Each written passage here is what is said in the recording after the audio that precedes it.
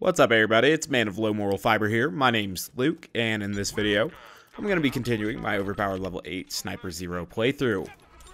In the previous episode, I worked through the first 3 rounds here of the Creature Slaughter Dome, which is located within the Wildlife Exploitation Preserve. And in this video, I'm going to be working through the last 2 rounds. And in the first 3 rounds, we primarily fought Skags, spider ants, and varkids. I believe in these later rounds we will be facing some stalkers and at least one giant thresher at the end. I don't remember exactly how many. Round 5 I think has everything in it, but I think round 4 is where we're going to be first exposed to these stalkers, and you know, obviously that's kind of already happening, so we'll see how it goes. Stalkers, they don't necessarily require a shock weapon, but are much easier to take out with a shock weapon, and so it's good that I have my Shock Pimpernel here at the moment. It will make these things a lot easier to deal with, especially if we end up fighting some ones that are especially dangerous, like rabid stalkers, for example.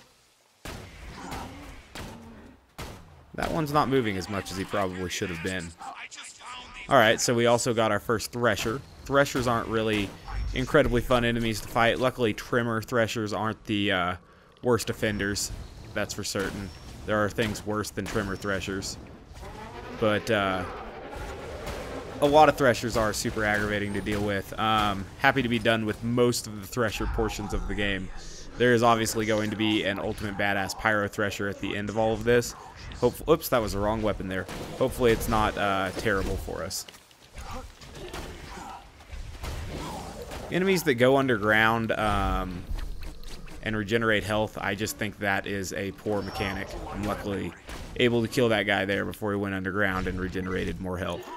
Obviously they were designed to go underground and stuff before the health regeneration was implemented, but those enemies in particular should not regenerate health, because I think that is a poor mechanic. For most enemies, I am actually a fan of the health regeneration, but for enemies that just straight up disappear and can be underground for an indeterminate amount of time, I think that's a terrible game design, and it's one of the reasons why I don't really like Threshers. So we'll get rid of these last couple stalkers here, and then I guess that will be the end of wave 2, I would imagine. Need to get this guy slagged. Deathmark helps you find those guys, and that's kind of cool. Alright. I guess it's not the end of the wave. Still more stalkers yet.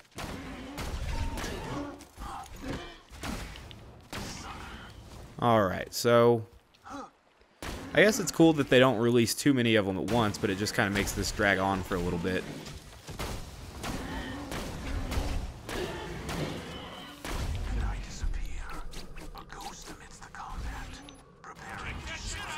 Alright, so I guess we're halfway done here. Oh, another Thresher. That's not any fun.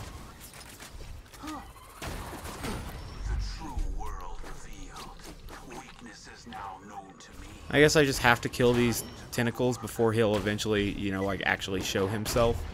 That seems kind of stupid.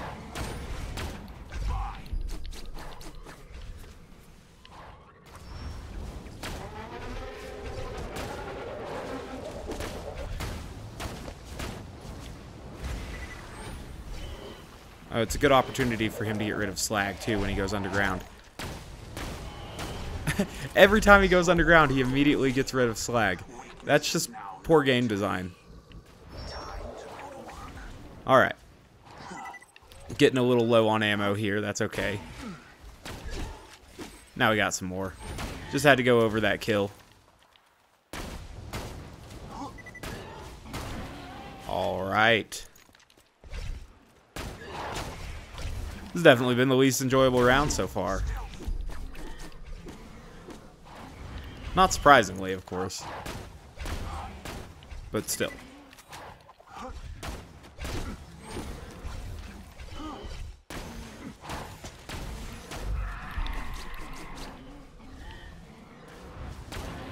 Alright, so we got one more in here. Hopefully this is the end of this wave. It may or may not be. I thought we were getting to the end of the previous wave when we didn't, but yeah, that was the end of that wave. So let's see what we got here in wave 4. Spider Ant Fucker. I've always thought that these had funny names. Alright.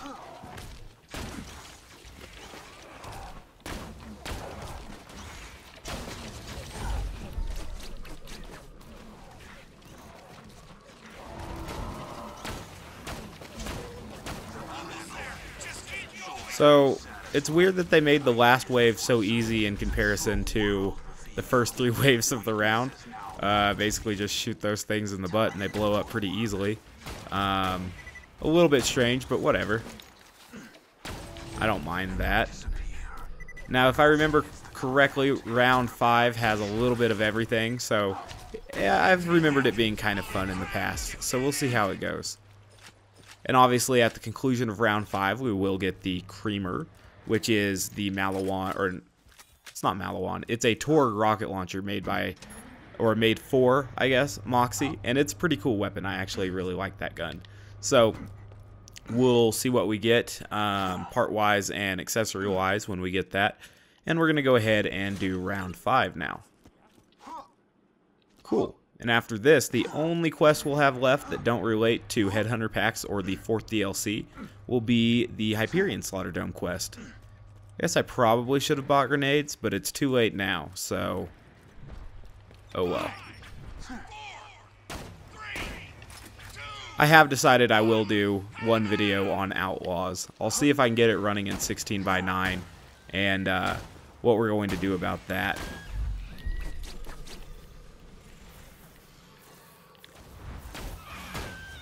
Try to kill this guy before he has a line to charge at us. Keeping the baby Varkids in between us and him because I don't think he can just like straight run over them and get to us. And so that makes it a little bit easier for me.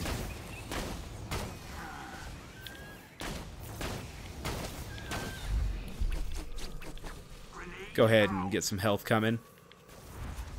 Because I did get slagged by my antagonist and then punched by one of those Varkids. Did a significant amount of damage to me. Alright. So we're probably almost done with wave 1 here. I see that there's at least one more Varkid over this way. And we'll look for it, kill it, and I think that'll be the end of wave 1.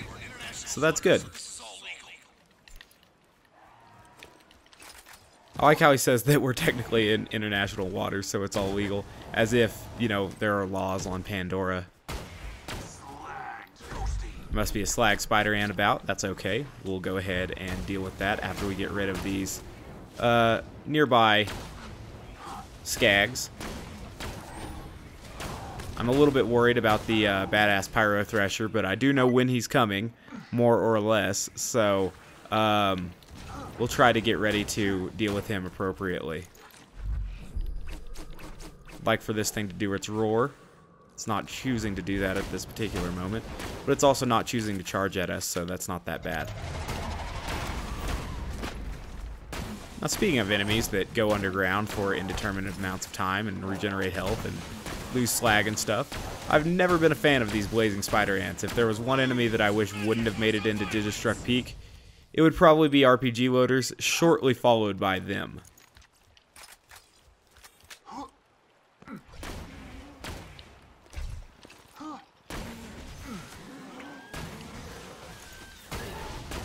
Other than that, the enemy selection in Digistruct Peak is pretty solid.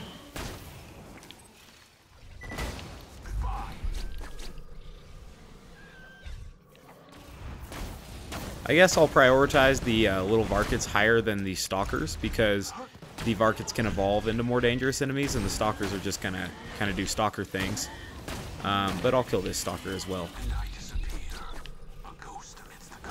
Ah, we did get an adult. That's okay.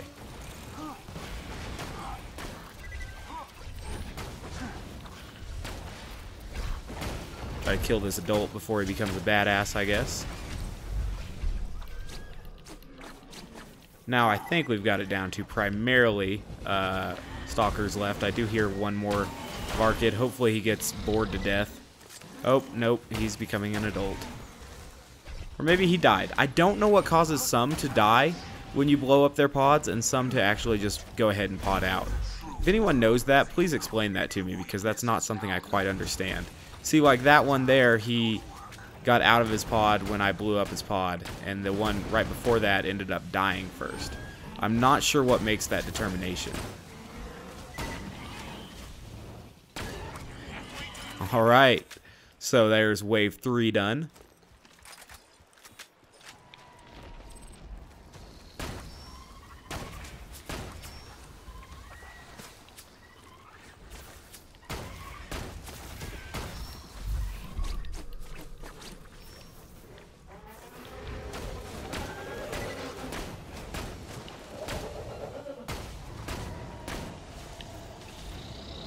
think I missed a Fossil Skag roar there because I was dealing with the Thresher.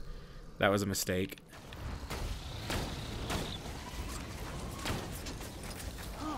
Aha, and I let a couple of Archids pot out. Oh well.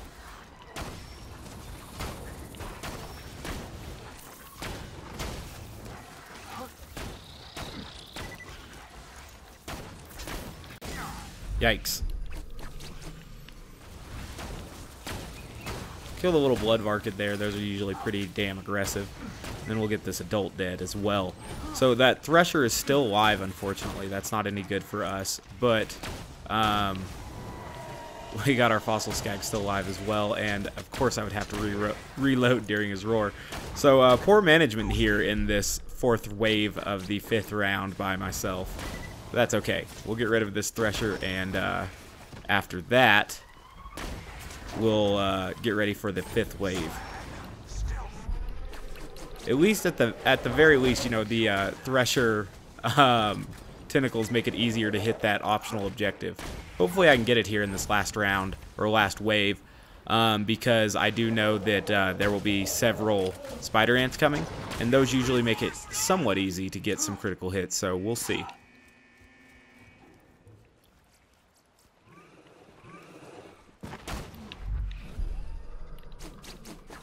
This guy with the huge critical hit spot, he's usually pretty easy to get a critical hit on. And the rest of the spider ants usually aren't incredibly tough either, so we'll see how we do.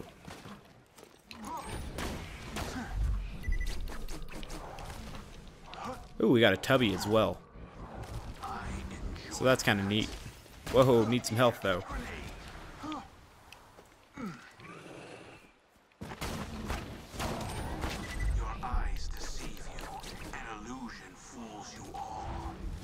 How did that not count?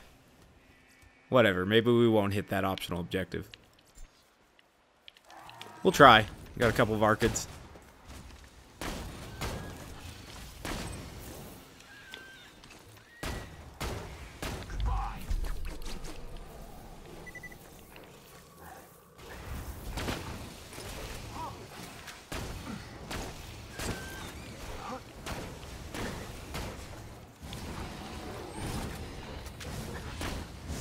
Oh, that's not any good.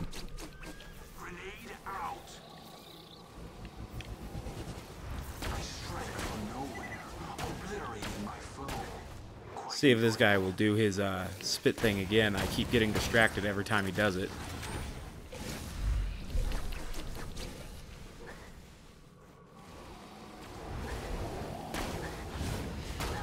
There we go.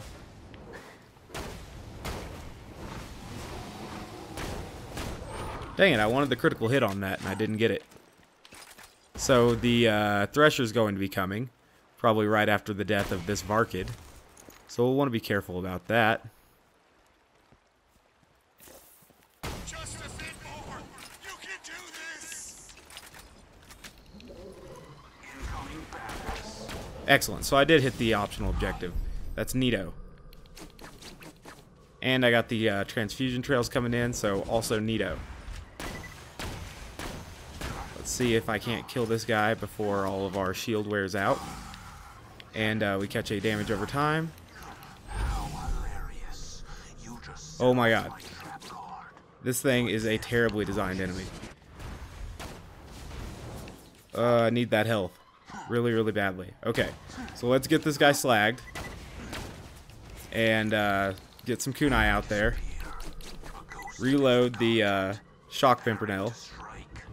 Try to get critical hits on him. Excellent. Okay. So that's good. Now we can finish off this round in peace.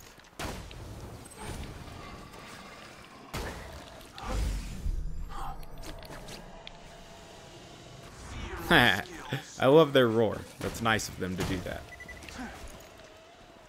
Their roars are pretty sweet as well.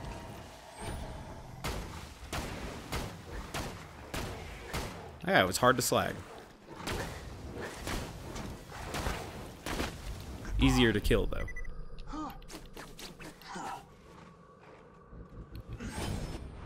We're going to melee this guy to death, because I think he's the last enemy. So yeah, I think I'm going to make that video on that Outlaws game. I hope that you guys watch it and that it will be sweet and all of that, but who knows? It may not be as fun as or as awesome as I think it's going to be. I think it's going to be pretty cool. We'll see. I'll do that a little bit later, and it should be posted before the weekend's up, though. So if you guys like that, definitely be sure to let me know and stuff. Alright, we'll go down and we'll turn this in, and yeah, another section of the Overpower Level 8 Sniper Zer0 playthrough complete. I think there's like 50-something episodes, I don't know, 57, or it's something like that. It's quite a few episodes. So it looks like we got a Torg exhaust, a bandit stock, and I don't know what kind of grip that was. Hold on. No, exhaust and stock are the same thing. A bandit, that's a bandit grip. That's why it has the, yeah, that's why it has the blade. Okay, so bandit grip, Torg stock, and I have no idea what kind of sight that is. But basically this weapon is pretty damn fun to use. Like, it shoots rockets that split out into two. So you probably don't want Maliwan parts on this because you want that sweet spot to be fairly close to you. But if you get that sweet spot right above enemies, you'll get all three, or right in front of enemies, you'll get the initial explosion when the thing splits, and then you'll get those 2 additional rockets that will hit the enemy. So it's like you're doing 3 times damage, and obviously it heals you. And so that's it's a pretty fun weapon. I actually like it. One of the only things I like to do as Krieg is use the creamer and grenades. It's fun to do. But, I don't know. It's just kind of dumb. So, I like it. The weapon's not dumb. Using Krieg is kind of dumb for me. I just don't find it that enjoyable. But the creamer is a really cool weapon, and if Brick existed in Borderlands 2, I would probably main the creamer with him. It would be a pretty sweet deal. So anywho, as always, guys, I thank you very much for watching. I do appreciate it. Obviously, Brick does exist in Borderlands 2, but I mean exist as a playable character. Yeah, so if you haven't yet taken the time to subscribe, please do so. I'd appreciate that. Please do watch my Outlaws video coming out soon, and otherwise, I do hope to catch you next time. Bye, guys.